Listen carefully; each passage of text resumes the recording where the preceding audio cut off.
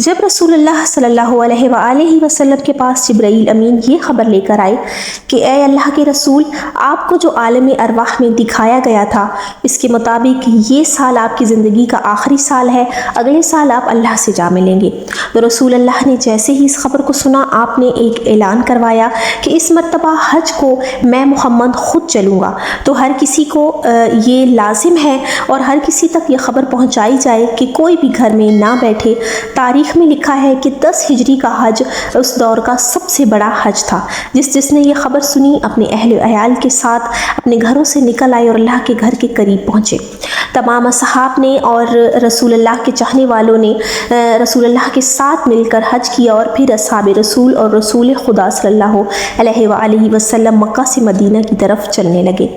تاریخ میں لکھا ہے کہ آپ غدیر خم کے مقام تک پہنچے تو اللہ پاک نے جبرائیل امین کو اپنے محبوب صلی اللہ علیہ وآلہ وسلم کی طرف بھیجا اور یہ فرمایا کہ تیرے خالق کا ارادہ ہے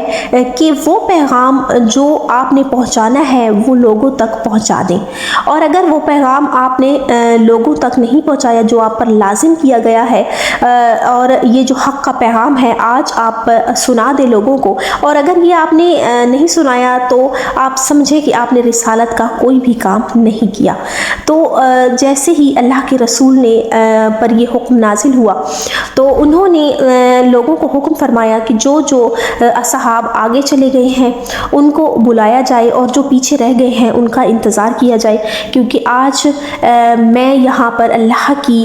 مرضی یہی ہے کہ میں آج یہاں پر خطبہ دوں۔ تو وادی غدیر ایک مرکز تھا، کیونکہ یہاں سے مدینہ والے مدینہ روانہ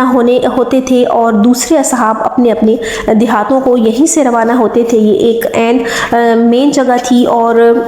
مرکز کی جگہ تھی۔ تبھی اللہ نے اسی میدان کا انتخاب کیا۔ اصحاب نے کہا کہ رسول خدا صلی اللہ علیہ وآلہ وسلم اس صحرا میں ہم منبر کہاں پر لگائیں گے، کیونکہ یہ تو ایک صحرا ہے، بیابان ہے، دور دور تک یہاں پر تو کوئی ایسے آثار نہیں ہے۔ تب اللہ کے محبوب نے کہا کہ اونٹوں سے پیلان اتارو اور اونٹوں کے پیلان سے ایک منبر بناؤ اور جس پر میں آج خطبہ دوں گا۔ تو جیسے ہی وہاں پر لوگوں کا رش زیادہ ہوا، لوگ وہاں پر پہنچ آئے، پیلان تیار ہو گیا، تو کیونکہ آج کا جو پیغام تھا وہ لوگوں تک پہنچانا ضروری تھا، اور جیسے ہی رسول خدا منبر پر آئے اور لوگوں سے خطاب کرنے لگے اور فرمایا اے لوگوں کہ میں وہ محمد ہوں جس کو اللہ نے منتخب کیا تاکہ میں تم لوگوں کو اللہ کا دین بتا سکوں، سمجھا سکوں، حلال اور حرام میں فرق بتا سکوں اور اللہ کا قرآن تم تک پہنچا سکوں،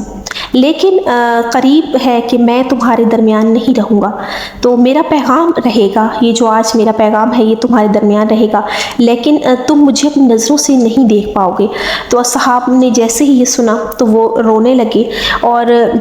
گریہ بلند ہونے لگا۔ تبھی رسول خدا صلی اللہ علیہ وآلہ وسلم نے کہا کہ اگر تم چاہتے ہو کہ تم روز قیامت مجھ محمد سے آ کر ملو تو 2 چیزیں جو میں تمہارے درمیان چھوڑے جا رہا ہوں تم پر لازم ہے کہ تم اس پر عمل کرو اور اس کے ساتھ رہو اور اس کو پکڑے رکھو، اور ان دونوں میں سے ایک کو بھی نہ چھوڑو۔ ایک ہے اللہ کی کتاب قرآن پاک جو تمہارے درمیان میں چھوڑے جا رہا ہوں، اور دوسری میرے اہل بیت علیہ السلام ہے، اور اگر تم نے اہل بیت اور قرآن کو ساتھ رکھا تو روز قیامت حوض کوثر پر میں محمد تمہاری شفاعت کروں گا۔ تو آپ علیہ السلام نے یہ جب خطبہ دیا تو حضرت علی علیہ السلام کو منبر پر بلایا، اور جیسے ہی حضرت علی علیہ السلام منبر پر آئے آپ نے حضرت علی علیہ السلام کا ہاتھ بلند کر کے فرمایا، اپنے اصحاب سے فرمایا کہ بتاؤ میں کس کس کا مولا ہوں۔ ہر کسی نے اپنے ہاتھ کو بلند کیا اور اٹھا کر کہا کہ اے اللہ کے رسول آپ ہمارے مولا ہیں، آپ ہمارے آقا ہیں۔ تو رسول خدا نے کہا کہ آج سے میں جس کا مولا ہوں تو اس کا علی مولا ہے، اور جس کا میں مولا ہوں اس کا علی مولا ہے، اور جس کا علی دوست ہے اس کا میں دوست ہوں، اور جس کا میرا دوست ہے جو میرا دوست ہے وہ اللہ کا دوست ہے، اور جو علی کا دشمن ہے وہ میرا دشمن ہے، اور جو میرا دشمن ہے وہ اللہ کا دشمن ہے۔